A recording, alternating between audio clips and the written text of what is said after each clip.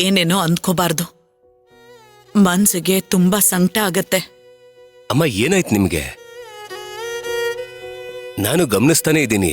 ಒಳ್ಳೆ ಆಕಾಶ ಕಳ್ಚಿಬಿದ್ದಿರೋ ಹಾಗಿದ್ದೀರಾ. ಏನಾಯ್ತಂತದ್ದು? ಅದೇ ಕಣೋ ವಿಕ್ರಾಂತ್, ಪಲ್ಲವಿ ಬೇರೆ ಊರಿಗೆ ಟ್ರಾನ್ಸ್ಫರ್ ತಗೊಂತಿದ್ದಾಳಲ್ವಾ, ಆ ವಿಷಯಕ್ಕೆ ಬೇಜಾರಾಗಿದ್ದೀನಿ. ಸರಿ, ಅದಕ್ಕೆ ನೀವ್ಯಾಕಿಷ್ಟು ತಲೆ ಕೆಡ್ಸ್ಕೊತಾ ಇದ್ದೀರಾ ಅಂತ ನನಗೆ ಅರ್ಥ ಆಗ್ತಾ ಇಲ್ಲ. ನೋಡಿ, ಟ್ರಾನ್ಸ್ಫರ್ ತಗೋಬೇಕು ಅನ್ನೋದು ಅವ್ರ ಪರ್ಸನಲ್ ವಿಷಯ.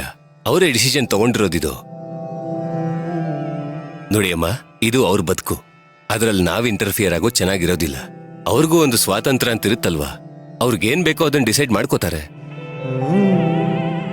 ಅವರು ಏನೇ ಡಿಸಿಷನ್ ತಗೊಂಡ್ರು ಒಳ್ಳೇದಾಗ್ಲಿ ಅಂತ ಹಾರೈಸ್ಬೇಕು ಅಲ್ವಾ?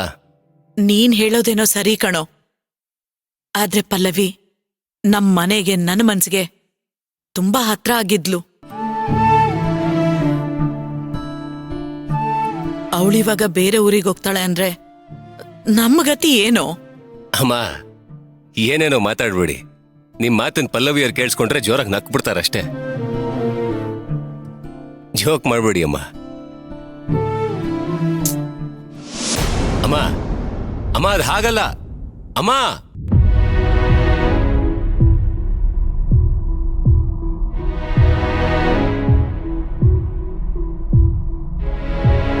ಅಮ್ಮ, ಏನಾಯ್ತು ನಿಮ್ಗೆ?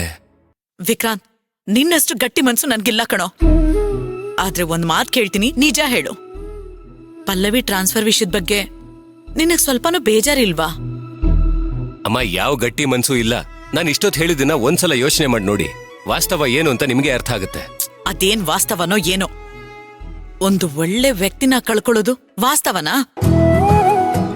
ಅಮ್ಮ, ಪಲ್ಲವಿಯವರಾಗ್ಲಿ ನಾನಾಗ್ಲಿ ಇಬ್ರಲ್ಲೊಬ್ರಿ ಊರ್ನ ಬಿಡ್ಲೇಬೇಕು. ಅದೇನೋ ವಿಕ್ರಾಂತ್, ನನಗೇನ್ ಮಾಡ್ಬೇಕು ಅಂತಾನೆ ಅರ್ಥ ಆಗ್ತಿಲ್ಲ.